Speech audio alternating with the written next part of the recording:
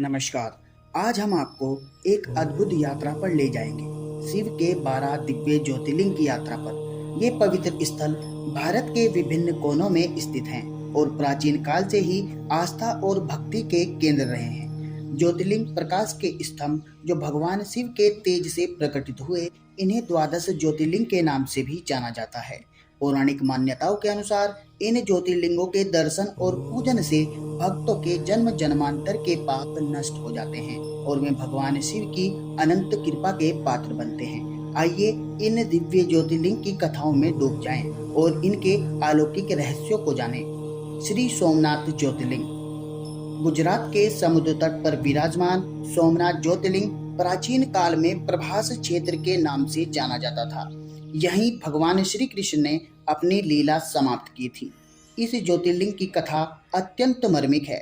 जब दक्ष प्रजापति ने अपनी 27 कन्याओं का विवाह चंद्रदेव से किया, तब चंद्रदेव का सारा प्रेम केवल रोहिणी के प्रति था। क्रोधित दक्ष ने चंद्रमा को क्षय रोग का श्राप दे दिया। श्रापग्रस्त चंद्रदेव ने प्रभास क्षेत्र में 10 करोड़ बार महामृत्युंजय मंत्र का जाप किया। प्रसन्न होकर भगवान शिव ने उन्हें अमृतत्व का वरदान दिया और कहा, शुक्ल पक्ष में तुम्हारी कलाएं बढ़ेंगी और कृष्ण पक्ष में घटेंगी। चंद्रमा के नाम सोम और शिव को नाथ मानने के कारण इस ज्योतिर्लिंग को सोमनाथ कहा जाता है। यह ज्योतिर्लिंग न केवल आध्यात्मिक बल्कि इतिहास के कठिन समय में भी अटल रहा है। सोमनाथ मंदिर भारत के इतिहास में सबसे अधिक बार नष्ट किए गए और पुनः निर्मित मंदिरों में से एक है। 1026 ईस्वी में गजनी के महमूद ने पहला बड़ा हमला किया, मंदिर को लूटा और शिवलिंग को तोड़ डाला। इसके बाद अन्य मुस्लिम आक्रमणकारियों ने 1296 ईस्वी में अलाउद्दीन खिलजी, 1375 ईस्वी में मुजफ्फर शाह और 1451 ईस्वी में महमूद बेगड़ा द्वारा आक्रमण किए गए। प्रत्येक विनाश के बाद हिंदू शासकों ने इसका पुनर्निर्माण कराया। आधुनिक काल में स्वतंत्रता के बाद सरदार वल्लभ भाई पटेल के प्रयासों से 1951 में वर्तमान मंदिर का निर्माण हुआ, जिसे राष्ट्रपति डॉक्टर राजेंद्र प्रसाद ने समर्पित किया था। सोमनाथ राष्ट्रीय मार्ग 51 पर स्थित है। अहमदाबाद से लगभग 400 किलोमीटर, वेरावल से 7 किलोमीटर और जूनागढ़ से 85 किलोमीटर की दूरी पर है। अच्छी सड़कें इसे गुजरात के अन्य शहरों से जोड़ती हैं। अगर आप रेल मार्ग से जाना चाहते हैं, निकटतम रेलवे स्टेशन वेरावल है, जो मंदिर से 7 किलोमीटर की दूर है। वेरावल अहमदाबाद, राजकोट और मुंबई से सीधा रेल मार्ग से जुड़ा है। अगर आप हवाई मार्ग से आना चाहते हैं, निकटतम हवाई अड्डा केशोद, जूनागढ़ है, जो लगभग 55 किलोमीटर दूर है। बड़े हवाई अड्डा राजकोट 155 किलोमीटर और अहमदाबाद 400 किलोमीटर है। श्री मल्लिका अर्जुन ज्योतिर्लिंग आंध्र प्रदेश के श्रीशैल पर्वत पर स्थित मल्लिका अर्जुन ज्योतिर्लिंग, जिसे दक्षिण का कैलाश भी कहते हैं, ने गणेश और कार्तिक के बीच हुए एक अनोखे विवाद को एक बार दोनों भाई विवाह के लिए झगड़ने लगे। तब माता पिता ने कहा, जो पहले पृथ्वी का चक्कर लगाकर आएगा उसका पहले विवाह होगा। कार्तिकेय तो अपने मोर पर सवार होकर निकल पड़े, परंतु हाथी के सिर वाले गणेश ने अपनी बुद्धिमत्ता दिखाई। उन्होंने माता पिता की ही 7 बार परिक्रमा कर ली, क्योंकि शास्त्रों के अनुसार माता पिता ही पूरी पृथ्वी हैं। इतने क्रोधित होकर कार्तिकेय ने घर छोड़ दिया। माता पार्वती उन्हें मनाने गई, परंतु वे नहीं माने। दुखी होकर माता पार्वती और भगवान शिव वही ज्योतिर्लिंग के रूप में विराजमान हो गए। मल्लिका अर्थात पार्वती और अर्जुन अर्थात शिव, इसलिए मल्लिका अर्जुन नाम पड़ा। मल्लिका अर्जुन मंदिर भी कई आक्रमणों का निशाना बना। 14वीं शताब्दी के दौरान मलिक काफूर के नेतृत्व में दिल्ली सल्तनत के सैनिकों द्वारा आक्रमण किया गया, जिसके मंदिर को क्षतिग्रस्त किया। 16वीं शताब्दी में विजयनगर साम्राज्य के शासक ने इसका जीर्णोद्धार कराया। बाद में 1944 में श्री शिवराम रुद्र स्वामी ने मंदिर का विस्तृत पुनर्निर्माण कराया। 1990 के दशक में आंध्र प्रदेश सरकार द्वारा अधिक नवीनीकरण किए गए। अगर आप सड़क मार्ग से आना चाहते हैं तो श्रीशैलम हैदराबाद से लगभग 232 किलोमीटर और कर्नूल से 150 किलोमीटर दूर है। नेशनल हाईवे 565 होते हुए पहुंचा जा सकता है। पहाड़ी क्षेत्र में घुमावदार सड़कें हैं। अगर आप रेल मार्ग से आना चाहते हैं, निकटतम रेलवे स्टेशन मरकापुर लगभग 85 किलोमीटर है। दूसरा विकल्प कर्नूल लगभग 150 किलोमीटर है। वहां से बसें और टैक्सियां उपलब्ध हैं। अगर आप हवाई मार्ग से यहाँ आना चाहते हैं, निकटतम हवाई अड्डा हैदराबाद राजीव गांधी अंतर्राष्ट्रीय हवाई अड्डा है, जो लगभग 232 किलोमीटर दूर है। वहां से कार या बस से यात्रा की जा सकती है। श्री महाकालेश्वर ज्योतिर्लिंग।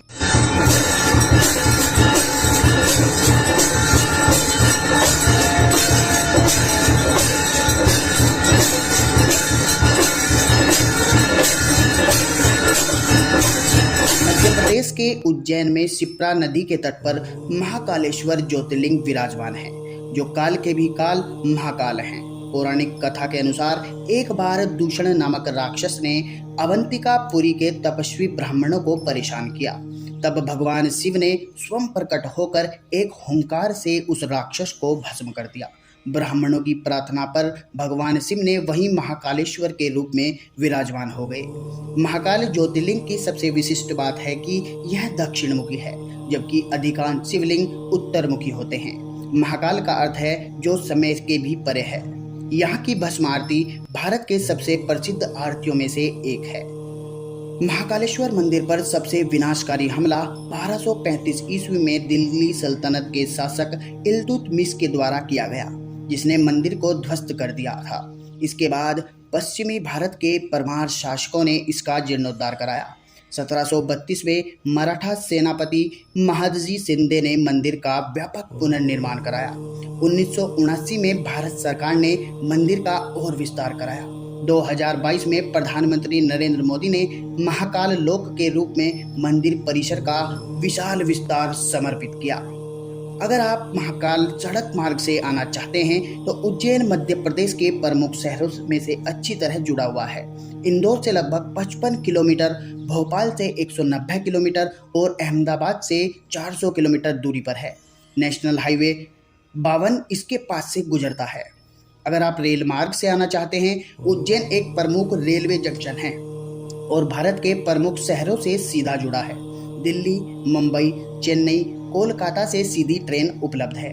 अगर आप हवाई मार्ग से आना चाहते हैं, निकटतम हवाई अड्डा देवी अहिल्याबाई होलकर इंटरनेशनल एयरपोर्ट इंदौर है, जो लगभग 55 किलोमीटर दूर है।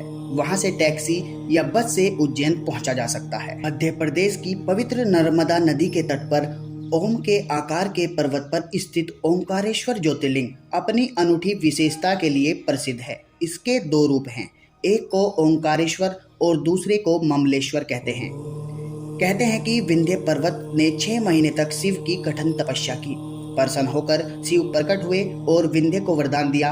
वहां उपस्थित ऋषियों की प्रार्थना पर शिव ने अपने लिंग के 2 भाग किए और तब से ये दोनों अलग अलग स्थानों पर विराजमान हैं। यहाँ की सबसे रहस्यमयी बात गुप्त आरती, जिसके दौरान पुजारियों के अलावा कोई भी गर्भगृह नहीं जा सकता।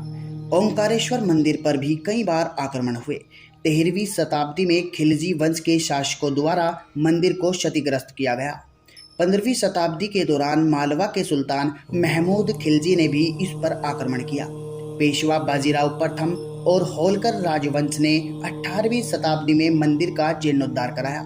स्वतंत्रता के बाद 1952 में मध्य प्रदेश सरकार ने मंदिर का पुनः निर्माण कराया और 2008 में आधुनिक सुविधाओं के साथ विस्तार किया गया। अगर आप सड़क मार्ग से ओंकारेश्वर आना चाहते हैं तो ओंकारेश्वर इंदौर से लगभग 77 किलोमीटर दूर है। अच्छी सड़कें इंदौर, खंडवा और बड़वानी से ओंकारेश्वर तक जाती हैं। स्थानीय बसें और टैक्सी आसानी से उपलब्ध हैं। अगर आप रेल मार्ग से, निकटतम रेलवे स्टेशन ओंकारेश्वर रोड है, जो मंदिर से लगभग 12 किलोमीटर दूर है। स्टेशन मुंबई दिल्ली रेल मार्ग पर है, वहां से स्थानीय वाहन उपलब्ध। अगर आप हवाई मार्ग से यहां आना चाहते हैं, निकटतम हवाई अड्डा देवी अहिल्याबाई होलकर इंटरनेशनल एयरपोर्ट इंदौर है, जो लगभग 77 किलोमीटर दूर है। वहां से टैक्सी यात्रा की जा सकती है। श्री केदारनाथ ज्योतिर्लिंग हिमालय की बर्फीली चोटियों के बीच समुद्र तल से 12,000 फुट की ऊंचाई पर स्थित केदारनाथ ज्योतिर्लिंग शिव के सबसे दुर्गम और रहस्यमय निवासों में से एक है। पांडवों की कथा से जुड़ा यह ज्योतिर्लिंग अद्भुत है। महाभारत के युद्ध के बाद अपने पापों से मुक्ति पाने के लिए पांडव शिव की शरण आए, परंतु शिव उनसे मिलना नहीं चाहते थे और नंदी बैल का रूप धारण कर भूमि में समा गए। भीम ने बैल की पूंछ पकड़ने का प्रयास किया, पर शिव और गहराई में चले गए और केवल अपनी पीठ का ऊपरी हिस्सा केदारनाथ में प्रकट किया। बाकी अंग अन्य 5 केदार में प्रकट हुए: तुंगनाथ, मध्य महेश्वर, रुद्रनाथ और कल्पेश्वर। 2013 की विनाशकारी बाढ़ में भी एक विशाल पत्थर भीमशिला मंदिर के सामने आकर रुक गया और पानी के बहाव को 2 हिस्सों में बांट दिया, जिससे मंदिर सुरक्षित रहा। आज भी यह केदारनाथ की चमत्कारिक शक्ति का प्रमाण है। अपनी दुर्गम स्थिति के कारण केदारनाथ मंदिर कई मध्ययुगीन हमलों से बचा रहा। हालांकि प्राकृतिक आपदाओं से इसे कई बार क्षति पहुंची। 1319 में तिब्बती आक्रमणकारियों ने मंदिर को लूटा था। 8वीं शताब्दी में आदि शंकराचार्य ने मंदिर का जीर्णोद्धार किया था। 2013 में आई भीषण बाढ़ में मंदिर परिसर को काफी नुकसान पहुंचा, लेकिन मुख्य मंदिर संरचना बरकरार रही। इसके बाद उत्तराखंड सरकार और भारत सरकार के संयुक्त प्रयासों से मंदिर का व्यापक पुनर्निर्माण किया गया, जिसमें पहाड़ी और सुरक्षात्मक दीवारें और नए तीर्थ यात्री मार्ग भी शामिल हैं। अगर आप सड़क मार्ग से केदारनाथ आना चाहते हैं तो केदारनाथ तक सीधी सड़क नहीं है, गौरी कुंड तक ही वाहन जा सकते हैं, जो केदारनाथ से 16 किलोमीटर पहले। देहरादून से गौरी कुंड के लिए बसें और टैक्सियां उपलब्ध है। गौरीकुंड से केदारनाथ तक 16 किलोमीटर की पैदल या घोड़े पालकी यात्रा होती है। अब हेलीकॉप्टर सेवा भी उपलब्ध है। अगर आप रेल मार्ग से यहाँ आना चाहते हैं, निकटतम रेलवे स्टेशन ऋषिकेश है, जो केदारनाथ से लगभग 216 किलोमीटर दूर है। वहाँ से बसें और टैक्सियां गौरीकुंड के लिए उपलब्ध हैं। हवाई मार्ग: अगर आप हवाई मार्ग से यहाँ आना चाहते हैं, निकटतम हवाई अड्डा जोली ग्रांट एयरपोर्ट देहरादून है, जो केदारनाथ से लगभग 248 किलोमीटर दूर है।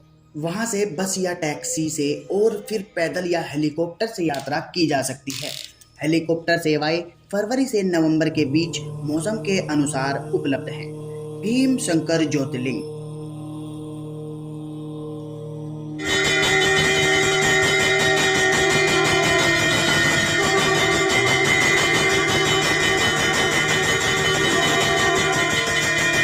महाराष्ट्र के पुणे से लगभग 100 किलोमीटर दूर सह्याद्री की पहाड़ियों में स्थित भीम शंकर ज्योतिर्लिंग एक वीरता भरी कथा का गवाह है। राक्षस राजा रावण के भाई कुंभकर्ण का पुत्र भीम, जो अपने पिता के वध का बदला लेना चाहता था, उसने 1000 वर्ष तक तपस्या कर ब्रह्मा से वरदान प्राप्त किया और फिर त्रिलोक पर अत्याचार करने लगा। उसने देवताओं को स्वर्ग से निकाल दिया और भक्त कामरूप नरेश को भी बंदी बना लिया। जब कामरूप शिव की पूजा कर रहे थे, तब क्रोधित भीम ने उनके शिवलिंग पर वार किया। तभी शिवलिंग से साक्षात शिव प्रकट हुए और अपनी हुंकार से उस राक्षस को भस्म कर दिया। तब यह भीमशंकर ज्योतिर्लिंग के रूप में विराजमान है। भीमशंकर मंदिर भी मध्ययुगीन काल में हमलों का शिकार हुआ। 13वीं शताब्दी में दिल्ली सल्तनत के आक्रमणकारियों द्वारा मंदिर को क्षतिग्रस्त किया गया। 18वीं शताब्दी में पेशवा नाना साहब ने मंदिर का पुनर्निर्माण कराया और नगर शैली में मंदिर को फिर से बनवाया। 1947 के बाद महाराष्ट्र सरकार ने मंदिर का कई बार जीर्णोद्धार कराया और 1977 के दशक में मंदिर परिसर का विस्तार किया गया। 2000 के दशक में फिर से मंदिर को नवीनीकृत किया गया। तीर्थ यात्रियों के लिए आधुनिक सुविधाएं जोड़ी गई।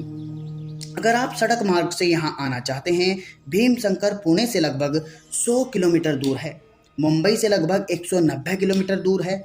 पुणे से अलीपेटा भीमशंकर के लिए नियमित बस सेवाएं हैं। सड़कें अच्छी हैं, लेकिन पहाड़ी क्षेत्र घुमावदार। काशी विश्वनाथ ज्योतिर्लिंग: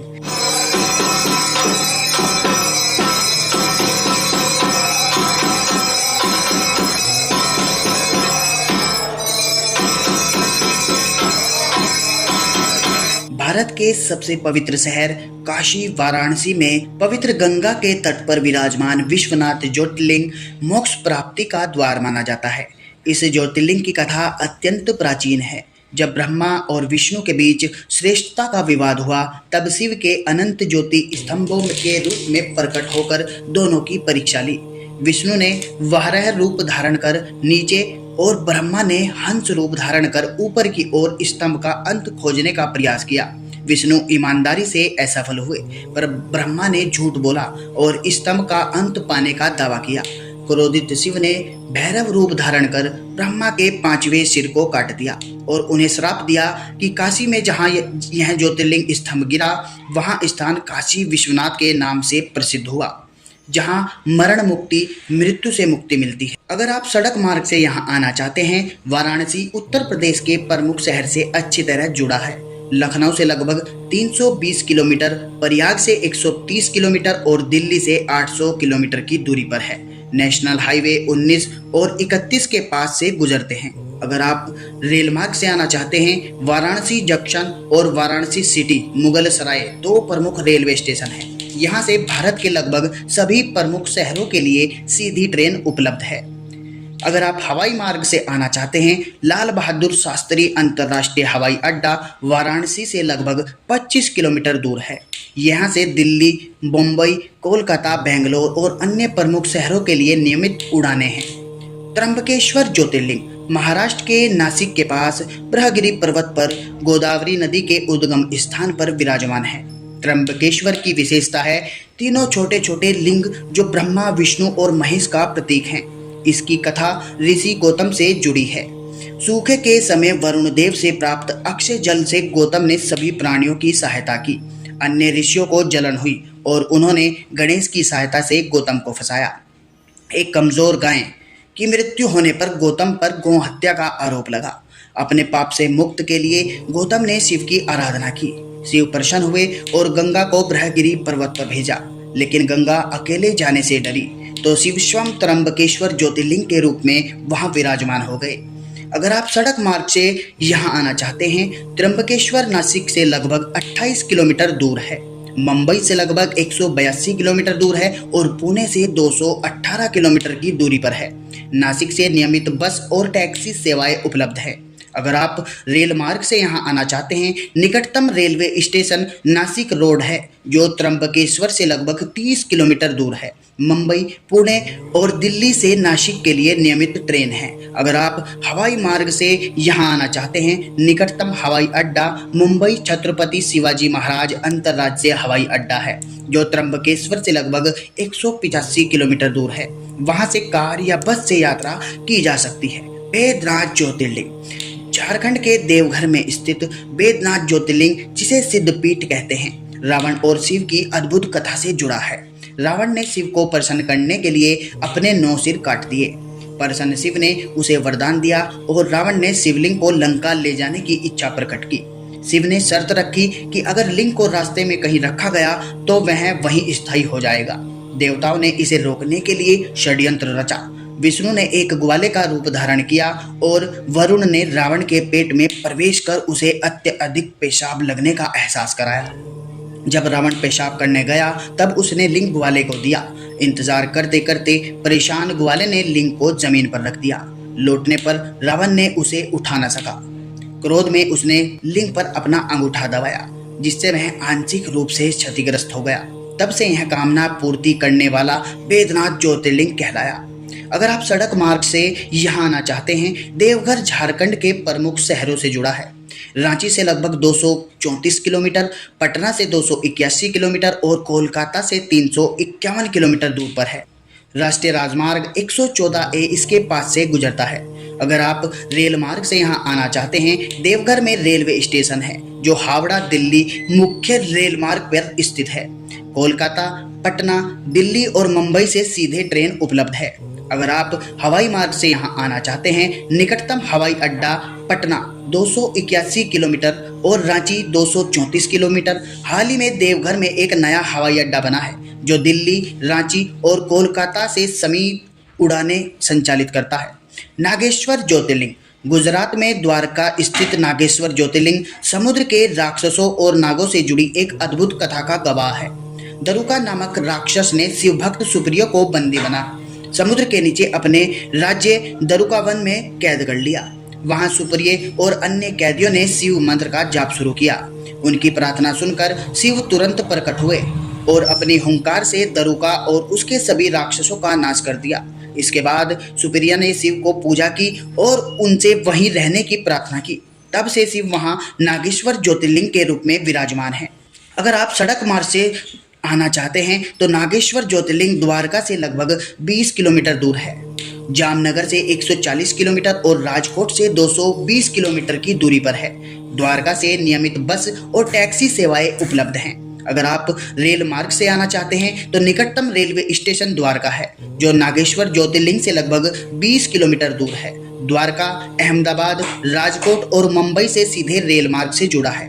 अगर आप हवाई मार्ग से आना चाहते हैं तो निकटतम हवाई अड्डा जामनगर है, जो लगभग 140 किलोमीटर दूर है। बड़े हवाई अड्डा राजकोट 200 किलोमीटर और अहमदाबाद हवाई अड्डा 450 किलोमीटर है। रामेश्वरम ज्योतिर्लिंग तमिलनाडु के रामनाथपुरम में समुद्र के मध्य एक द्वीप पर स्थित रामेश्वर ज्योतिर्लिंग भगवान राम की भक्ति का प्रतीक है। रामायण काल में रावण का वध करने के लिए, बरा हत्या के पाप से मुक्त पाने के लिए भगवान राम ने यह शिव की पूजा की।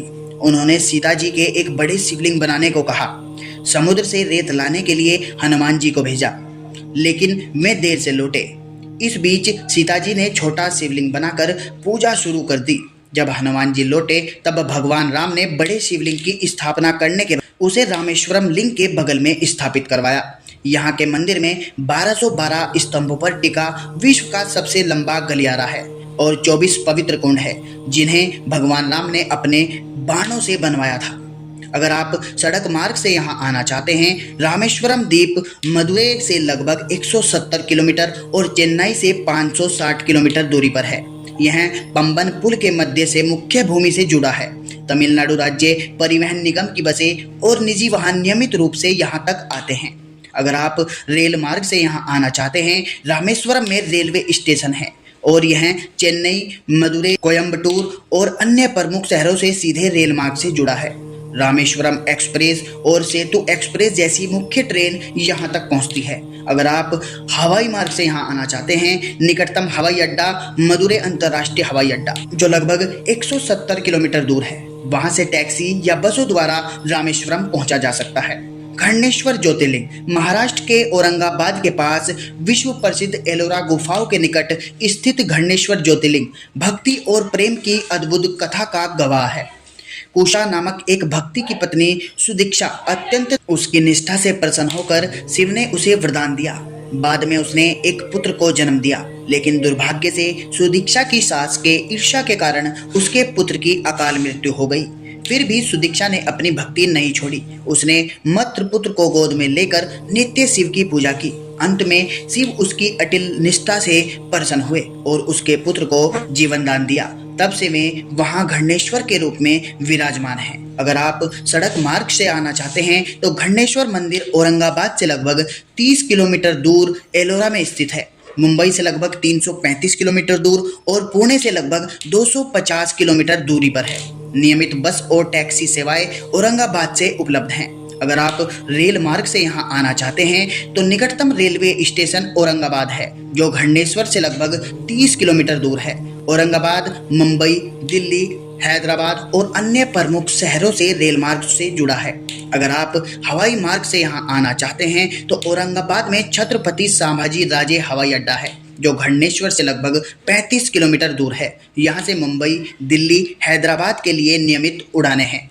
यह है भगवान शिव के 12 दिव्य ज्योतिर्लिंग, आस्था और भक्ति के प्रकाश स्तंभ। प्रत्येक ज्योतिर्लिंग अपने आप में अनूठा है, अपनी कथा और महिमा से भरपूर है। इन पवित्र स्थलों के दर्शन से मनुष्य के सभी पाप नष्ट हो जाते हैं और जीवन में शांति, समृद्धि और आध्यात्मिक उन्नति प्राप्त होती है। शिव पुराण के अनुसार जो भी इन 12 ज्योतिर्लिंग के बारे में पढ़ता या सुनता है या चिंतन करता है, वह भी शिव की कृपा से कृपा का पात्र बनता है। आप सभी पर महादेव की कृपा सदा बनी रहे। ओम नमः शिवाय। अगर आपको यह वीडियो पसंद आया हो तो प्लीज़ वीडियो को लाइक और चैनल को सब्सक्राइब करना बिल्कुल ना भूलें।